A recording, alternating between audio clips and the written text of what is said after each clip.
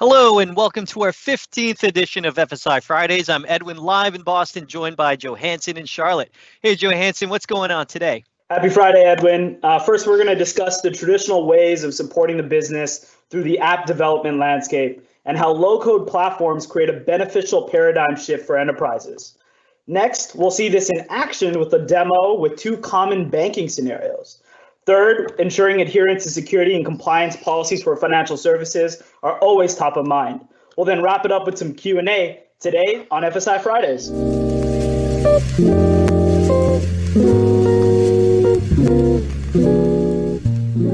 Awesome preview, Johansson. So today's topic is going to be another fun one. For those of you watching live or on YouTube, as a quick reminder, we'll spend around 30 minutes on today's topic. Leave the last 5 to 15 minutes to address any burning questions. So please use the Q&A window and we'll monitor for questions during the presentation. If you're watching the recording, feel free to use the comments below to ask your questions. Let's go ahead and get started and meet today's presenter. So it's Friday, October 9. We are thrilled to be joined by our intelligent business applications technical specialist, Calvin Alvarez. Thanks for being on the show today, Calvin. Can you let the audience know what your role is at Microsoft and what your day-to-day life work entails? Yeah, hello everyone. Thanks, Edwin. Happy Friday. So my day-to-day life entails helping our customers in the financial services industry build and develop solutions using our business application stack. So that includes Dynamics 365 and Power Platform, which we'll be touching on today. So thanks, Edwin. Great to have you on, Calvin. Before we get started, I understand that right after this, you're going to be heading somewhere fun with the family, but it's really unfortunate timing. Want to explain?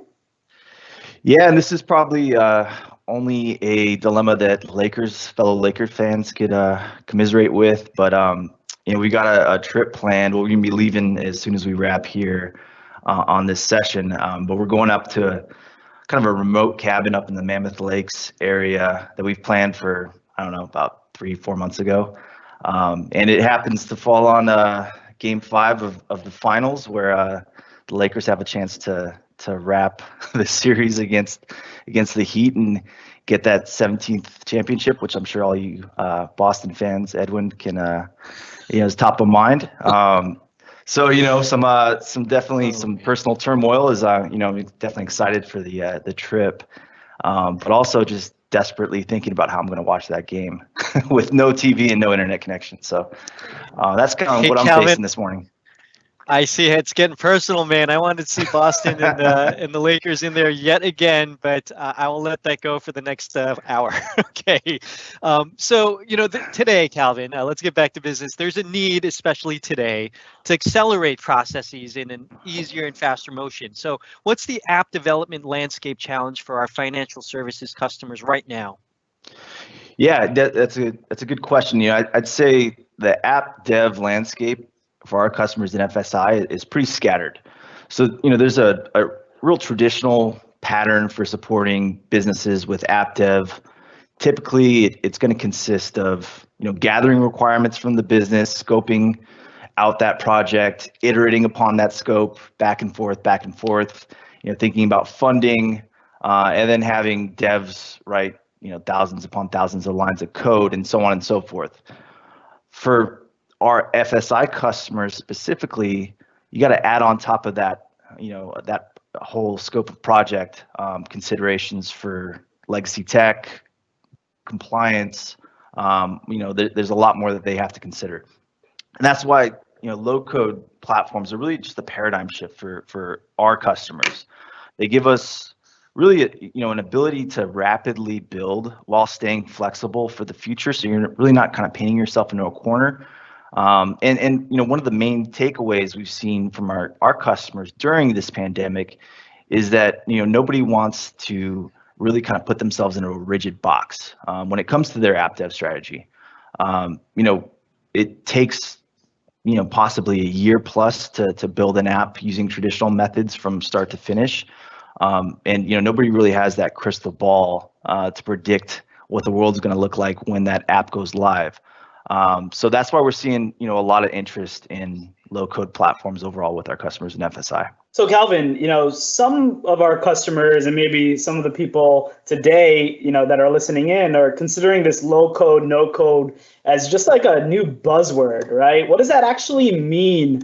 And how does that actually relate to our financial services customers? With this growing challenge of new apps and new requirements and this digitization that financial services or organizations are facing, how are we solving, or how are the challenges, of solving this growing number of app needs from lines of businesses and working with, their IT departments to kind of build these solutions? What does this all mean in the context of low code, no code? Yeah, so we know with our customers just being on the ground, right? There's this, really kind of just growing and expanding chasm between supply and demand when it comes to app dev. Some people refer to it as the app gap challenge, like you see here on the screen, or the app backlog. But when it comes to FSI specifically, I'd say it's more pronounced because we're seeing a lot more paper processes shift to digital. We're seeing our customers find new ways to engage with their clients, more and more. And there's all kinds of challenges in supporting that growing demand, especially using just traditional app dev tools and processes. But the question is, how do we fill this gap? We know it's mounting, and we know there's demand that needs to be supplied. So when it comes to kind of .NET versus low code, right? We're not trying to argue one over the other, because each definitely has its role within the enterprise. Low code is just simply faster to build and support, while traditional methods like .NET can handle more complex requirements. But what I really want to touch on is kind of the human element of supporting low code, because I think if you ask anybody in FSI, it's not just technology barriers that contribute to this app gap challenge. I think a lot of FSI employees would tell you that there's a lot of internal bureaucracy they have to navigate around throughout that app dev process. With low code, one of the big advantages is that the learning curve is drastically reduced, which means we can put this tool set into the hands of those that are closest to the business and fully understand the requirements. So while in previous cycles they might have spent most of their time just gathering requirements, translating those into paper and scoping documents, thinking about funding and compliance, processes that require just round and round of iteration. Those same people now can actually, work within the tool and figure out how to translate those business requirements into prototypes, right? We're not saying kind of end product, right? Just prototypes. And that leaps us forward, right? Because those prototypes can then be, promoted to dev environments where professional developers can, put finishing touches and turn something into a finished product. So, hey, Calvin, I'm gonna pause you there for a second. So what I'm hearing, and correct me if I'm wrong, it's that those people focused on like the business processes and tools, rather than having those hardcore devs build something. It takes a while. Now we can almost reduce that process by having people not having to code or low code, build like a framework, and now you can iterate on top of that. Is that what you're getting at in terms of saving time? Yeah, that's a great way to sum it up, Edwin. To borrow a phrase from my colleague Keith Brock, build fast, iterate faster. That's what we're achieving with Power Platform with this new paradigm shift. So Calvin, I've leveraged the Power Platform, and I've seen kind of what it can do. And I'm not a developer by any means, and I almost, when I talk to customers about it, compare it to like your experiences in working in PowerPoint and your experiences working in Excel with functions, and how the best of both of those worlds kind of came out, and this baby of Power Platform kind of came out, is a joke that I tell. So I know you're working a lot with financial services customers in this arena, and we'd love to see and show our audience here what this all looks like in practice. Do you mind just sharing your screen, showing us a demo of kind of what's possible here? Definitely. So what I'm going to walk through is a demo of a scenario that I think a lot of our banking customers have learned they have to adjust to.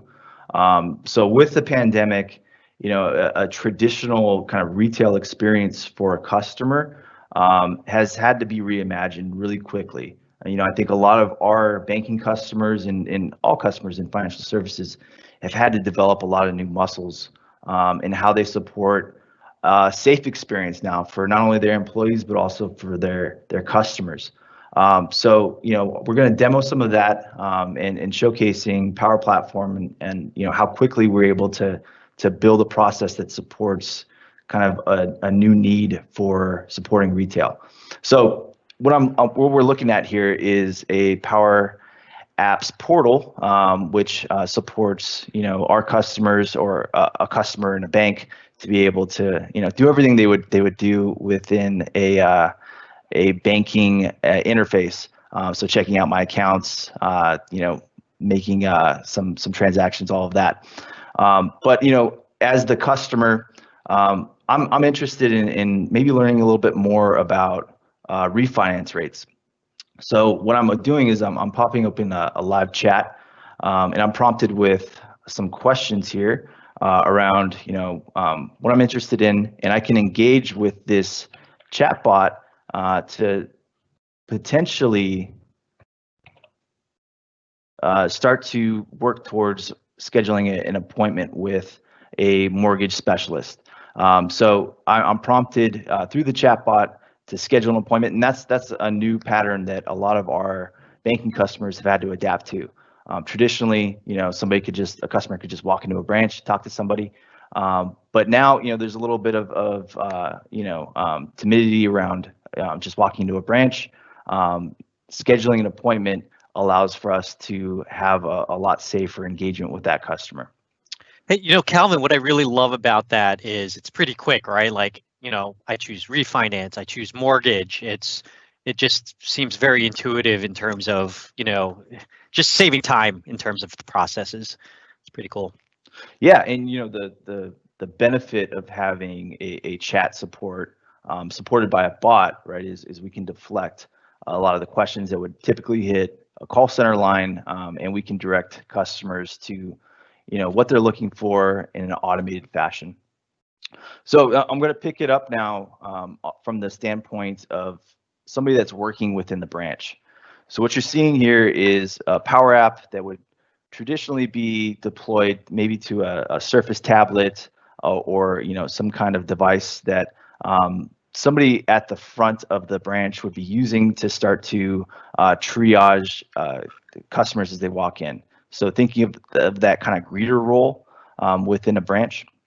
So within this application, and this is a Power App that we developed to really kind of solve for some of the new challenges that banks are facing. So I could see all the scheduled appointments that have come through, and as these people walk in, I can check them into their appointments. If somebody comes in as a walk-in, I can look them up and direct them where they need to go. On the right, I have telemetry into current capacity, queue lines, what's the current wait times for the transaction line or the specialist queue, and then I have my next available specialists with their licensing components here as well. So one kind of interface for me as a branch greeter to start to triage our customers, making sure that the time they spend in the bank is as efficient as possible, so we're not having people spend more time in the branch than they need to. So that appointment that was just scheduled for Betty, she walks into the branch. I'm going to match her to the next available specialist and check her into her appointment. Now, before I direct her to the specialist desk, I'm going to walk her through a health screening survey. So this is kind of a new pattern that a lot of our customers have started to pick up on, being able to attest to the health of customers, right? So we're keeping them safe and healthy as well. So I can run through this questionnaire. Betty attests to her health, and we are going to then direct her onto her appointment. In the meantime, in between directing her to Alicia, the customer, let's say, mentions that, hey, I have a simple transaction I want to handle. I want to complete a transfer. And the beauty of Power Apps is that we're able to really kind of stitch together those components. So, as a branch banker, I'm empowered to solve that issue for the customer right here and there on my Power App.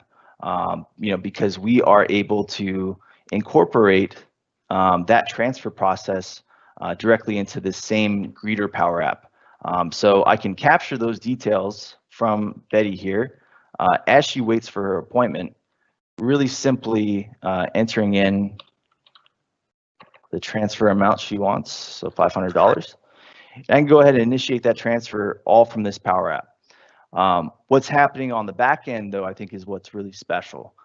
So typically, it would have taken some time. Maybe I would have had to switch over to another screen, or just direct Betty to the transaction line, right? Direct her to another employee within the branch, which is not a great experience for Betty. But now, I have this single screen where we're able to execute transactions in other systems using Power Automate.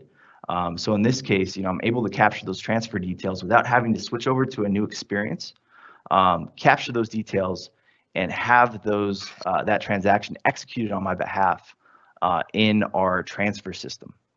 So Kelvin, we want to stop here for a second and just, I guess, just look at what we're looking at and understand how much code you had to write to actually create this. Like, I'm not a developer by any means, but I can only imagine the thousands and thousands of lines of code that our customers would have to, utilize to build something like this. So my first question to you is really, how much lines of code did it take for you to build this?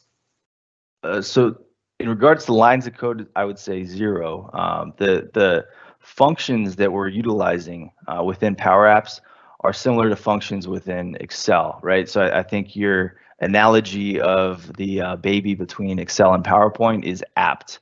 I'm not a developer myself, but I was able to build this, right? Because, I've had, some experience with the platform, but also it's really familiar to me, right? Because, I've used PowerPoint, I've used Excel thoroughly throughout my career.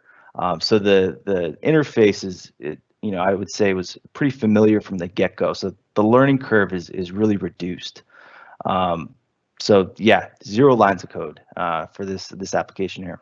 That's amazing, right? I mean, the fact that you took 0 lines of code, you're not a developer, and you built such a robust app experience here that connects with things like forms to kind of collect information, to then connecting, to an appointment, to connecting to our customers. I think, it shouldn't be lost on us either that bot that you actually, showed us earlier, you didn't write any lines of code for that either. We've got an interactive experience to kind of build, an interactive bot like that. You want to just spend a few seconds there talking about that?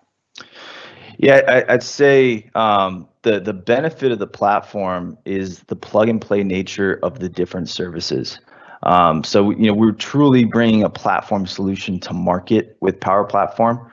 I don't have to write lines of code to integrate the bot with our common data service, which is the database supporting Power Platform.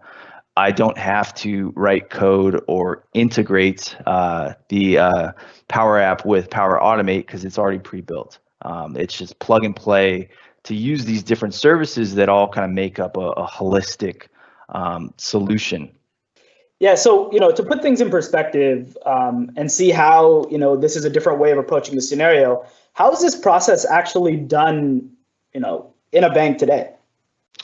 Yeah, so I think traditionally this process would be supported by human interactions, right? If Betty wanted to schedule that transfer as the greeter, I probably would have said, okay, let's hold off on your appointment. Let's get you in the transaction line, and then you can solve that issue there. After you solve that issue in the transaction line, after you've waited a little bit of time, then we're going to move you into the desk area to meet with the specialist about your loan application. All of those different touch points, create unnecessary time in the branch, right? Which we want to be cognizant of. And secondly, doesn't create the best experience for the customer. The customer wants to have that one single interaction with somebody at the bank, and when that person can solve all their issues, that's a great experience rather than being passed around from place to place. Yeah, Calvin, what was really cool about that for me, you tied a couple of things together, right? One is the best customer experience. I think it's hard to do it. My wife's actually a UX UI developer, and it takes a long time to build a product where you need to balance that customer experience, with the time it takes to code this. So, can you tell us all the different components that need to be involved here as well? Definitely, and I think that's a great call out, Edwin. Designing for experience, I think is a core pillar of our Power Platform strategy. Because we're using clicks, not code, right? We can really design with that end experience in mind, and then stitch together everything we need to on the back end using our pre-connected suite. So that's a big advantage, especially when we talk about that human element of having business users or people that are close to the business start to design prototypes, right? Because they know the business requirements, more thoroughly. They're able to design to experience rather than starting with technology. And as part of this solution, right, what you saw, we're looking at this slide with the Power Platform kind of spelled out. So obviously, we saw a Power App that supported that branch experience. Power Automate was working on the back end to trigger, that transaction in our legacy system. We had Power BI supporting the capacity times. So we're getting real-time looks into, what the current wait times and capacity are within the branch. And then, of course, we saw the Power Virtual Agent at the front end for the customer to be able to schedule that appointment. And beneath all of that, right, we've got our Common Data Service, which is our low-code database supporting, capturing data, the different data connectors that we have, 300 plus that can solve for integration. That was all part of this solution that you saw. Calvin, I think one of the greatest things about that solution that you just demonstrated, just from a financial services or a bank perspective, is, before, when you would walk into a bank, they would kind of hand you from one person to the next person, right? So when you walk into a restaurant, you meet a greeter. The greeter then brings you to the table. You then talk to the waiter, and then you order your food, and then maybe you check out somewhere. But with this app experience, organizations can really put this in a mobile perspective, right? Like that could be on a physical tablet. I could walk in as the greeter and actually organize and orientate around different offers, different services. And you did all of that without writing a single line of code, which is, absolutely amazing. But for our financial services customers that, security and compliance is top of mind. Can you talk about how, you talked about all these connectors, you talked about how it's very easy for them to get started. What type of security, compliance, and governance controls are built into this platform to help enable our financial services customers to get off the ground in a secure way? Yes, it's a great question, and it's definitely one we get often.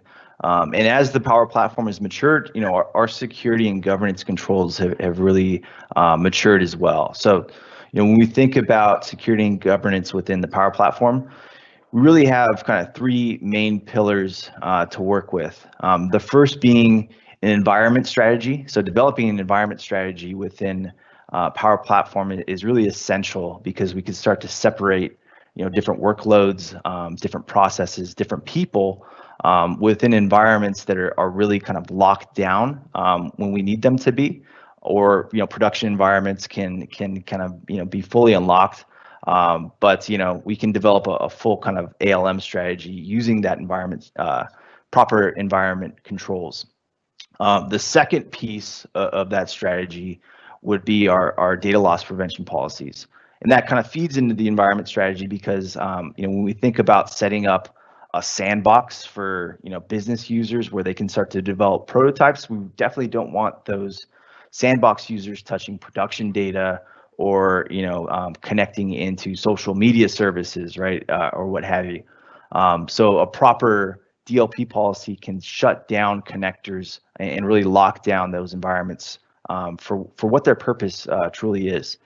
And lastly, I'd say proactive monitoring is a big piece of our governance strategy. So being able to identify when apps are developed, what data sources they're touching, and being able to ensure that proper compliance is being put in place. Yeah, Calvin, this is such exciting stuff. Being able to save some time, without having to code. I'm sure many customers are super excited about getting started. How do they start approaching this journey? Yeah, another question we get all the time from our customers, and the first thing we typically recommend is really getting in some hands-on training. So we've got a pretty well-developed curriculum. I'm sure many on the line have heard it.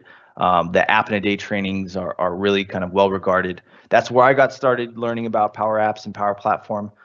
It's a great way to get your hands on the services, the tools, and get to probably a level 200, level 300 in a matter of a day.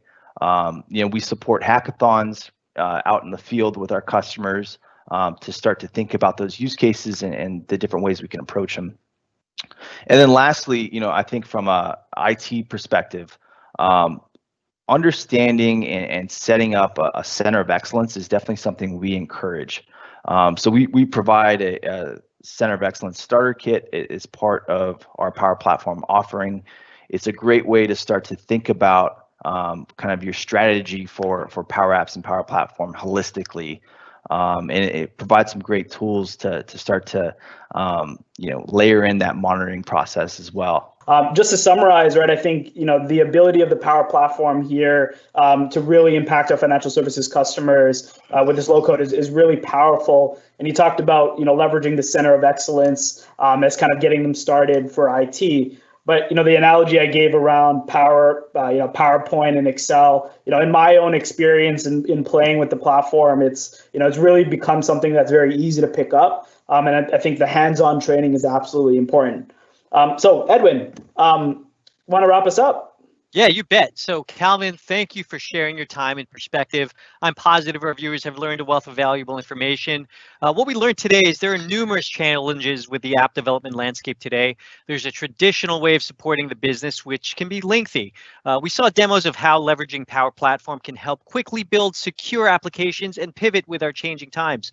With low code, the learning curve and time to solution is drastically reduced, which means it can put the tool set into the hands of those that are closest to the business and understand how to build around the requirements in a quick and secure manner. So if you're interested in starting the journey, or if you're in the middle of it and would like some guidance, please reach out to your account teams and we could schedule an envisioning session or follow-up. Really great stuff. Joe Hansen, let's move to Q&A. What are some of our viewers asking? Thanks, Edwin. So we've got a question in here from Anonymous that is asking around the example that you showed with the banker app and how you were able to kind of trigger these workflows, and you showed account information. How are customers able to take stuff that may exist in their on-premises world, for example, maybe this may be on a database, et cetera, and then plug it into this experience? Or is this something that's only cloud-based? Yeah, I would say that supporting on-premises data connection is a really well-established and tried and true pattern for a lot of our customers. So with Power Platform, we're able to connect into the on-premises data gateway. We can set up connectors, supporting a library of connectors for our customers. So once that data gateway is set up, then it becomes a connector that can be reused throughout the app dev strategy within Power Apps and Power Platform for our customers, right? So we set that up once, and then it's a data source. It's a connector that we can reuse and recycle throughout any number of different solutions. So that's a well-established pattern for us, right? Connecting into legacy applications or on-premises applications. Thanks, Calvin. So another question that we have here is around, how long did it take you to actually build that app that you showed us, in time? Did you do it in, months or, weeks? Share with our audience. Yeah, I would definitely say this is probably version 4 of this application, but version 1 probably took me 2 to 3 days to get something up and running. Kind of as we've expanded the use case, I've added onto it. But those have been simple iterations for the most part. So yeah, 2 to 3 days to get this up and running. And speaking along those lines, Calvin, I have another question here. What are some of the other examples? Do you have any examples of customers you've worked with, without mentioning names, but the types of applications they're looking to build or rebuild, just so people can get an idea of what other customers are doing? Yeah, that's a great question, one we hear a lot. What we see a lot of customers starting to explore and develop are around internal HR applications. So typically, things like time and reporting, leave requests. Typically, those are handled, if the company or customer is pretty mature, right? They're handled through some legacy applications.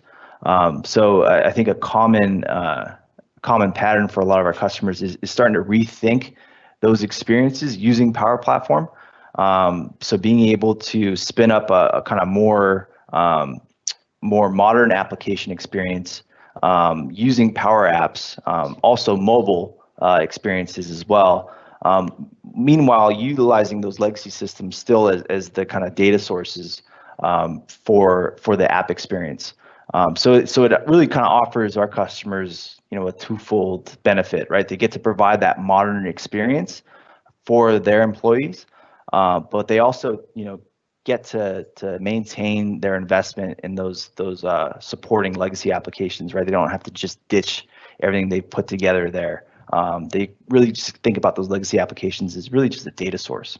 Calvin, we've got another question here. This one is coming from Amy, and she's asking, or more so commenting around how she has built applications in Excel, like interfaces and linking and multiple sheets. But this method seems it's a much better user interface.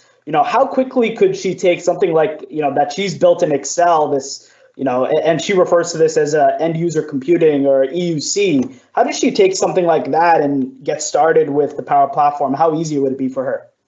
Yeah, I'd say the transition from Excel to Power Apps is pretty seamless.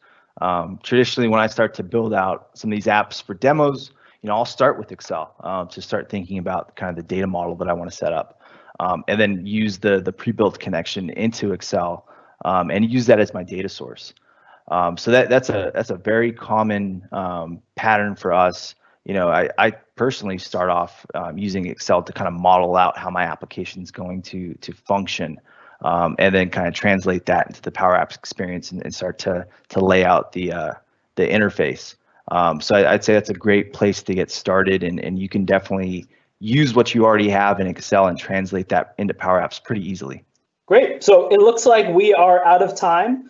Thanks again for attending via YouTube or watching live and asking your questions. If you haven't already, be sure to register for FSI notifications and invites at aka.ms/FSI Fridays. We also love your feedback. We've gotten some feedback already. It's been great. Please send us your comments and suggestions at aka.ms/FSI Fridays feedback. Be sure to also catch the recording. If you enjoy this video, please like, subscribe, share it with your colleagues.